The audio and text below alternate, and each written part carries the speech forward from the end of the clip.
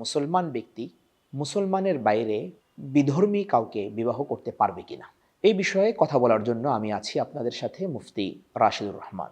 সুপ্রিয় দর্শক, বিবাহ আল্লাহ সুবহানাহু ওয়া তাআলার পক্ষ থেকে একটি বিরাট বড় নিয়ামত। দুটি সত্তা এক সত্তায় পরিণত করার মাধ্যম হচ্ছে এই নিকাহ বা বিবাহ। কোরআন মাজিদে আল্লাহ রাব্বুল আলামিন বিবাহ সম্পর্কিত অনেক বিধিবিধান দান করেছেন এবং দাম্পত্য জীবন যেন সুখের হয় সেই বিষয়ে নির্দেশনা প্রদান করেছেন।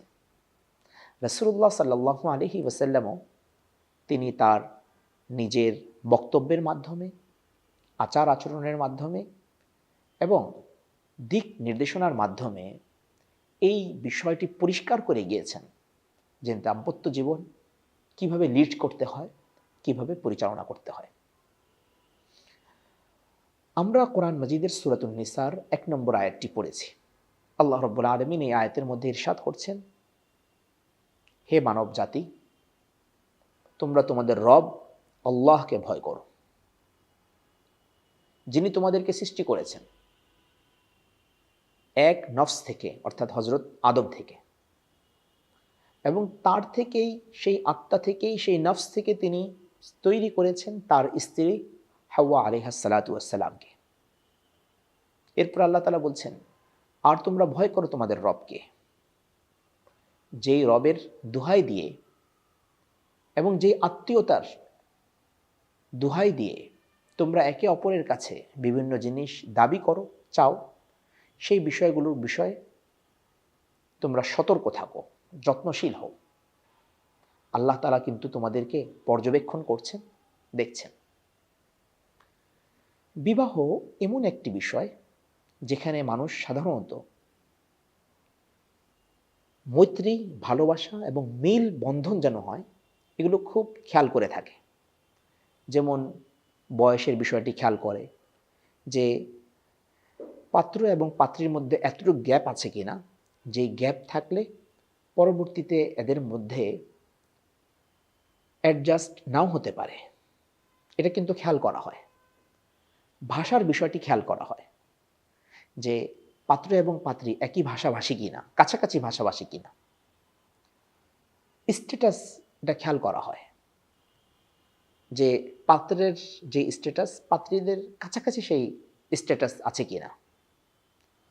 গোত্রীয় বিষয়গুলো, বংশের বিষয়গুলো লক্ষ্য রাখা হয় যে এরা যেই গোত্রের, দ্বিতীয় পক্ষ পাত্রী, তারা এতটা স্বাভাবিক গোত্রের না, যেই এতটুক স্বাভাবিক গোত্রের হলে পাত্রপক্ষের সাথে তাদের যাবে না, মিলবে না। এগুলোকে ফিকহের ভাষায়, ইসলামী পরিভাষায় এগুলোকে বলা হয় কুফু মিলানো, সামঞ্জস্যতা দেখা, যেন দুটি পরিবার একত্রে যখন থাকবে তখন যেন কোনো রকমের গ্যাঞ্জাম তৈরি না হয়, ঝগড়াঝাটি যেন তৈরি না হয়, কাছাকাছি রুচির যেন তারা হয়। এই বিষয়গুলো আমাদের সমাজের মধ্যে খেয়াল করা হয় এবং এটা ইসলামেরও নির্দেশনা, এটা আমাদের প্রাকৃতিক একটি নির্দেশনা।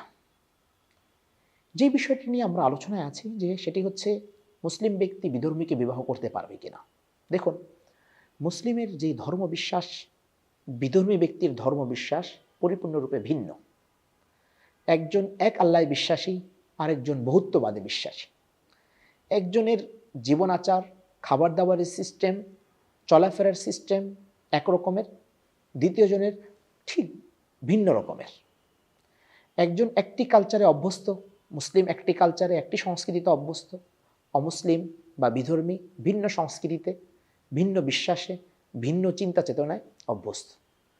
এরা যখন একই ছাদের নিচে বসবাস করতে যাবে, পদে পদে, মুহূর্তে মুহূর্তে এদের ভিতরে বিভিন্ন রকমের গণ্ডগোল তৈরি হতে পারে, বিভিন্ন রকমের সমস্যা দেখা দিতে পারে, বিভিন্ন রকমের ঝগড়া দেখা দিতে পারে। এই পথটাকে, এই ছিদ্রটাকে বন্ধ করার জন্যই ইসলাম বলে দিয়েছে কোনো মুসলিম বিধর্মীকে বিবাহ করতে পারবে না। কোনো মুসলিম বিধর্মীকে বিবাহ করতে পারবে না, চাই সে খ্রিস্টান হোক, চাই সে ইহুদি হোক, চাই সে হিন্দু হোক, অথবা অন্য কোনো ধর্মাবলম্বী হোক না কেন। কেউ কোনো মুসলিম অপর ধর্মের কাউকে বিবাহ করতে পারবে না।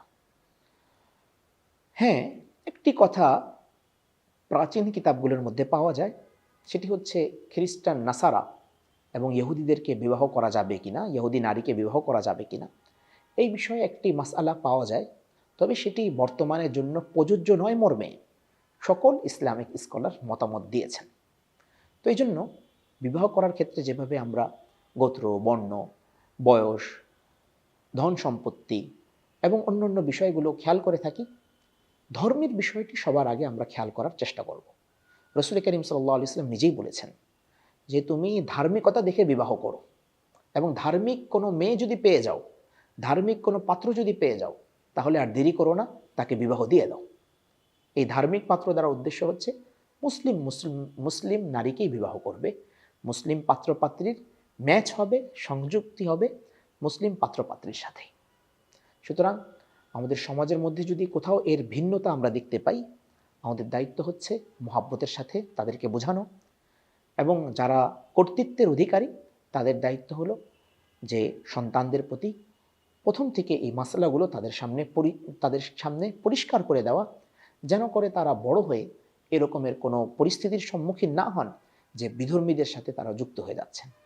আল্লাহ রাব্বুল আলামিন আমাদেরকে কোরআন হাদিসের নির্দেশনাগুলোকে মানার তৌফিক দান করুন। আমিন। ওয়া আখিরু দাওয়ানা আনিল হামদুলিল্লাহি রাব্বিল আলামিন।